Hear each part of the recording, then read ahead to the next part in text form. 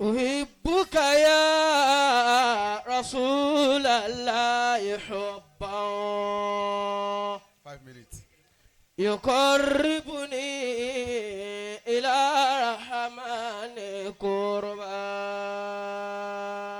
أعوذ بالله من الشيطان الرجيم. بسم الله الرحمن الرحيم.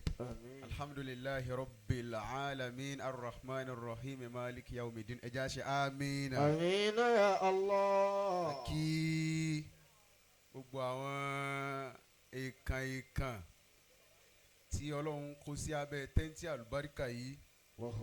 Bẹ́ẹ̀ látẹ̀rí bàbá wa Mùsítọ́fà Allahu fasọ́ra Mùsítọ́fà bàbá wa Àjàní Ọlọ́run jẹ́ mi yóò gùn dáadáa. Àmín. Bàbá Àgbàlá kéde Ọlọ́run jẹ́ ẹ̀gùn lẹ́mi dáadáa. Àmín. Gbogbo ẹ̀yin bàbá Ọlọ́run là ń bẹ̀ Ọlọ́run jẹ́ mi yóò gùn dáadáa. Àmín. Bàbá Alukóńkòwí ẹ̀yin ò tiẹ̀ kí mi lẹ́ẹ̀kan.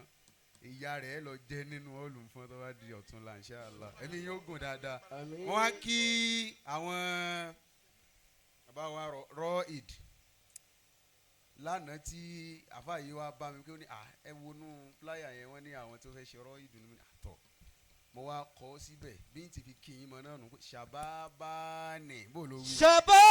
ṣàbábánì fi dùnìyà huma mutafanninu. ẹ jọ àwọn èèyàn tí ń ṣe bí ti ń pọ̀ wọ́n kàn ń try láti ṣe ni àmọ́ àdán wọ́n ti ń yọ̀jẹ̀ lẹ́nu nísìnyí. ṣàbábánì fi dùnìyà huma mutafanninu. stọ́pù ọ̀tí tẹ́ mú lọ ní òtí ẹ̀jẹ̀ mọ̀ bí n ti fi kí yín àmọ́ náà pọ̀ tí mo fẹ́ fi kí yín sì ṣàdúrà fáfá Raodotul Kalaam torí mo tọ̀ lábàá rẹ̀ ni pé àfáà lónìí o nítorí jọ kó mọ yín àwọn náà ń sẹ́mi sí mo wá ní ẹ̀jẹ̀ ń wí kíní kan wọ́n ní wallahi kò sásìkò. ṣàbábánì fi dùnìyà huma mutafanninu. ẹ̀rù tí yín máa ń bà mí ní gbogbo program tẹ́ bá wà tí wọ́n bá pe lecturer mi tí ò bá yanjú tó bá ti kọ́ wọlé torí yín àyà rẹ̀ ó ṣe kì kí ló fẹ́ wí ṣe kéwu ni. ṣàbábánì. ẹ̀rù ọ̀kọ̀ọ̀kan bá a náà pé ságbá kò sí òun báyìí. bọ́lọ̀ ti wá ṣe yín tí gbogbo ayé ń bá yín wí pé mutafanninu àbí kí mo kọ́ bẹ́ẹ̀. ṣàbábánì fi dùnìyà huma mutafanninu. ẹ pé gan bàbá ẹ wo àdúrà kan tí wọ́n á ṣe fún yín ni pé ẹ ní amnesia. amiru shababi alimuli jamali. bẹ́ẹ̀ náà sì máa ń ṣe fún gbogbo èèyàn nù. amiru shababi alimuli jamali. kò síbi tẹ́ ẹ bá lọ bẹ́ẹ̀ ti kọ́ fáwọn èèyàn náà nù ìjọ tẹ́ ẹ kọ́ fún Alhaji Sọfíyù láì ní Benin mo wà lẹ́yìn tẹ́ǹtì ìjọ náà mo wà ìráyè jáde amiru shababi alimuli jamali. bàbá ẹ ní jábọ́ láíláí. amiru shababi alimuli jamali. wọ́n kí bàbá wọn olóòní ọ̀fọ̀ ní. damallahu ayatahu. bàbá wa Raodotul Kalaam.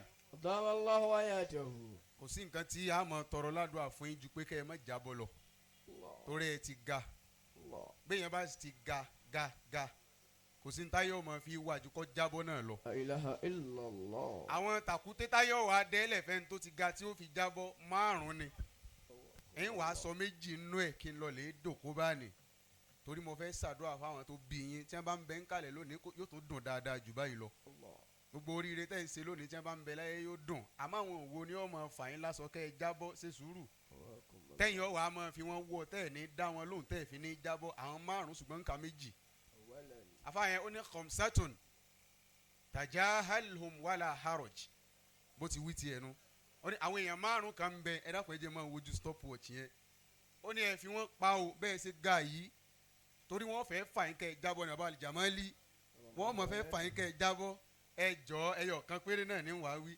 ẹni àkọ́kọ́ tí màá wí àbá Raodotul Kalaam tí ó mọ̀ fà yín bíi kẹ́ ẹ jábọ́ ọlọ́run ó sì ní òun ni ó jábọ́ kì í sẹ̀yìn sẹ́ òun ni shakhasun ẹni tó ṣe pé àfáwùtà ànhù ó ṣe tí ọ̀dà fún ẹ wá mójúkú òfun fadhanna annaka takhafuhu ọ wá lérò pé ń bẹ̀rù òun ni irú ẹni bẹ́ẹ̀ neglect ẹ ẹ má rí ọ̀rọ̀ rẹ̀ rò ó fẹ́ fà yín jábọ́ nù ẹni ẹlẹ́ẹ̀kejì shakhasun àkàtọ́ àfi hakika wàǹtàbàrọ̀ ìtìdárọ̀kà ó ti yé yín òun ló lálà sẹ́yìn òun ló jẹ̀bi yín o nítorí wọn wá kẹ́ wá bí òun àfààní ẹ̀ mọ́ dá sí i kó kètè wà ó mọ́ padà dín tẹ́ jábọ̀ subahana rabbika. ẹ dákun ẹ jẹ́ àgbẹ̀ ọlọ́run tóbi dáadáa. Allahu akbar. táìmù wọn bóun náà ti lò ó ṣe ó déédéé. sì ṣẹ́kù 15 seconds. ó ṣẹ́kù 15 seconds. La ilaha illallah. níta fẹ́ nù Ah. yóò kárí báwọn tá a bá ti ń fọ́lò táìmù yẹn. ẹni tó bá sì mọ ọ̀rọ̀ gbọ́ dáadáa yóò mọ̀ pé bàbá tí wọ́n sọ̀ kalẹ̀ yìí nǹkan pọ̀ nù wọn. ọ̀rọ̀ pọ̀ sínú tí wọ́n sọ. yóò mọ̀ pé ẹni tó sọ̀ kalẹ̀ wọn wà mahir. ọ̀ lè tú bágáwí tán lóde. Ọlọ́run ó díẹ̀ àbíọ́. níbẹ̀ nìkan tú. májò ó bàjẹ́ fún yín láíláí. Àmín. alibarikola ní Muhammad. Sallallahu alayhi wa ẹ sallam. dákun ẹ wá jọ kíkí tiwa orí wọn náà ni ẹjọ́ ti mọ bẹ́ẹ̀ yẹn. gbogbo jama. bàbá sheikh yarọba náà láti Mẹ́kà. nísìn. ládùúrú dáadáa tẹ́ ẹ ti ṣe sí Raodotul Kalaam ní Mẹ́kà.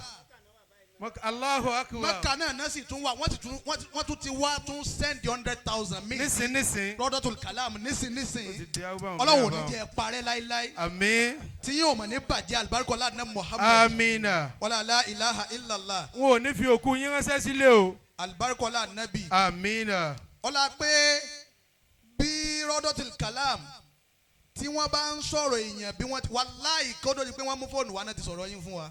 wọ́n sọ ń jò ní. wàláì làásìm wọ́n sọ gbogbo ń jò ní. dáadáa pé tẹ́ ṣe gbogbo àwọn tó fún ọ lówó ni wọ́n sọ. gbogbo àwọn tá sì sẹ̀ wọ́n Mẹ́kà náà láti mọ̀. kéèyàn sọ fún ọkọ sọ fún wa ká má nígbà tí pàdé ìpàjọ lóde pin. ni o ọ̀ṣọ́fó ọba ti ṣe rádaràdá sí rọ́dọ̀ àwa lọ ṣe rádaràdá sí. bàbá yarọba náà ẹ adúpẹ́ fún ṣeun yín. mo láìkì bẹ́ẹ̀ ṣe pé kámẹ́rà sí wọn. adúpẹ́ fún ẹ wo my Naija náà ti gbé ojú yín báwọn. My Naija TV bàbá yarọba náà kò ní bàjẹ́ fún yín kí nẹ́tíwọ́ọ̀kì yìí tó dàrú bàbá. àwa yìí àti àwọn oníwàásí méjèèjì. èló lówó wa èló. sà kí nẹ́tíwọ́ọ̀kì yìí tó dàrú mo ní pé tí ń dàn. ẹ wo àwọn èèyàn gbogbo jama ń gbọ́ yín o. gbogbo jama ní gbọ́ yín o. àwọn tó wà bíi 850 torí 10,000 capacity la gbà ó kù àga èèyàn bíi 6 tí ó ti kún. gbogbo ayé ní gbọ́ yín báwọn. Allahu akbar. 50-50. àwọn bàbá oníwàásí méjèèjì. ìlàjẹ ìbíkì.